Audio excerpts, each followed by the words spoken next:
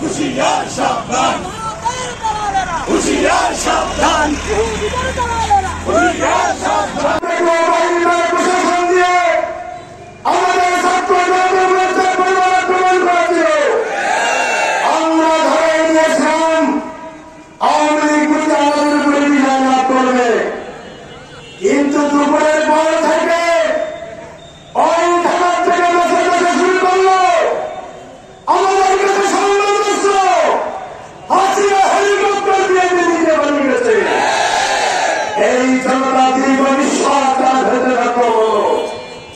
আমরা দীর্ঘদিনের এই 17 বছরের অত্যাচার নির্যাতন থেকে বাংলাদেশের জনগণ মুক্তি করে সংগ্রামী জাতি বন্ধুগণ, আজকে সময় থেকে বলতে চাই আমরা 1971 সাল থেকে 71-এর যে ভাগ করে আমাদের নেতৃবৃন্দকে হত্যা করেছেন, আমরা 24-এ দেখেছি পুলিশ হাসিনা তার পেটুয়া বাহিনী দিয়ে কিভাবে আমাদের জনগণকে হত্যা করেছে।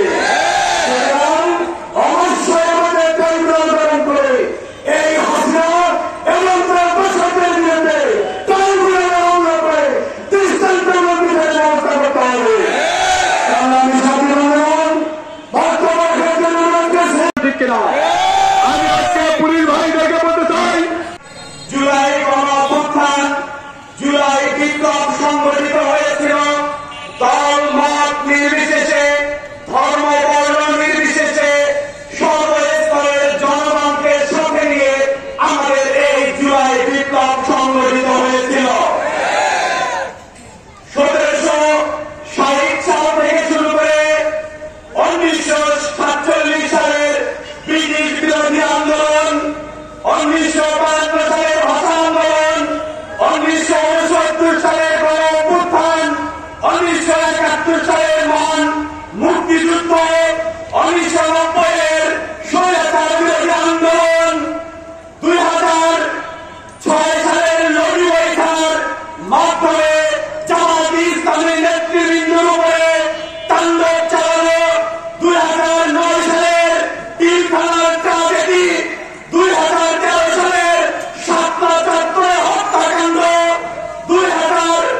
সর্বশেষ 2024 সালে 2000 ছাত্র জনতাকে হত্যা করা এবং 40,000 ভাইকে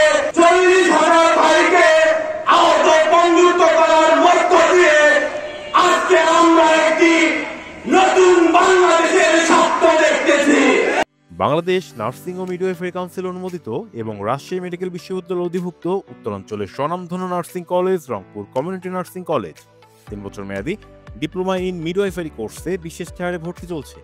ভর্তির জন্য যোগাযোগ করুন www.rcncbd.com অথবা কল করুন 0170-890-7294 অথবা 013328543031 নম্বরে।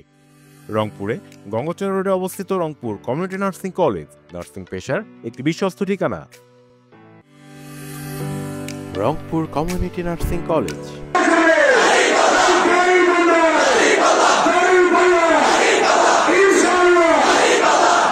আমি তাদের পরিবারের সাথে সমবেদনা জ্ঞাপন করছি এবং যারা আহত হয়েছেন, আহত হয়ে পঙ্গুত্ব বরণ করেছেন, দেশ এবং দেশের বাইরে চিকিৎসারত আছে, তাদের আমি জরুরি রোগমুক্ত সুস্থতা কামনা করছি। সংগ্রামী সাথী ও বন্ধুগণ, আপনারা জানেন দীর্ঘ 15.5 বছর ফ্যাসিবাদী শেখ হাসিনা রক্তের মধ্য দিয়ে রক্তরাঙ্গা পথে চেষ্টা পরিচালনা করেছে।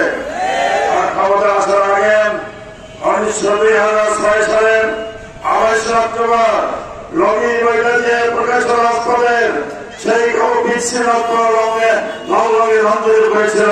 শুধু তাই নয়, লগি বৈঠকে আমাদের ভাইকে হত্যা করে তাদের লাশের বাণিজ্য পরিচালনা করেছে বলে দেখা ওরা বিশ্ববাসী আমার তাকিয়ে দেখছে কিভাবে মানুষ মেরে লাশের বাণিজ্য করতে পারে। শুধু তাই নয়, 2024 সালের 10 জানুয়ারি ক্ষমতা নেওয়ার পরে 1.5 মাস অতিবাহিত হয় নাই, 45 দিনের মাথায় 25 এবং 26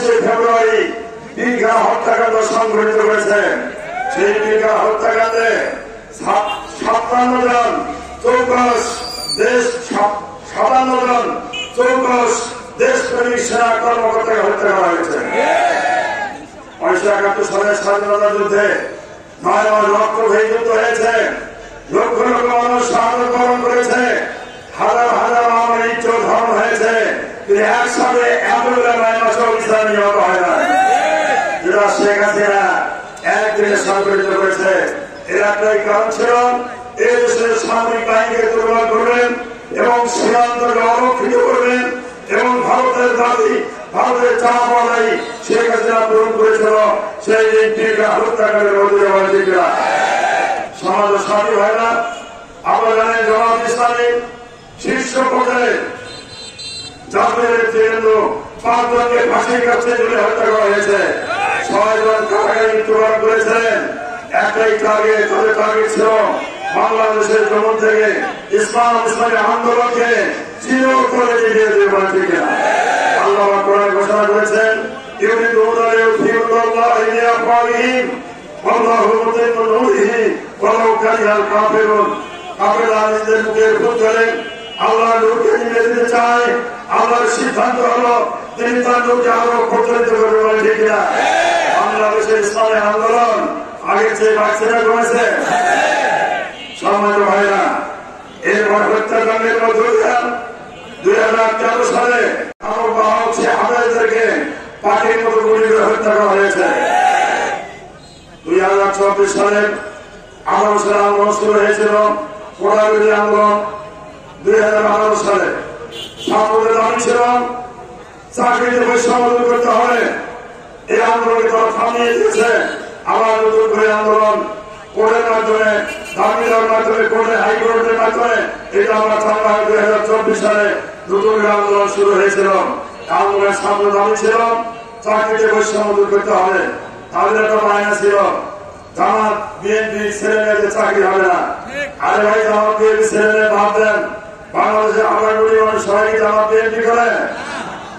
লক্ষ লক্ষ সাধারণ মানুষ, খেটে খাওয়া মানুষ, ওই শ্রমিক মজুরের রিক্সাওয়ালা ধারালো ছেলে মেয়েরা ভারতের লেখাপড়া করে চাকরি পায় না। ঠিক না?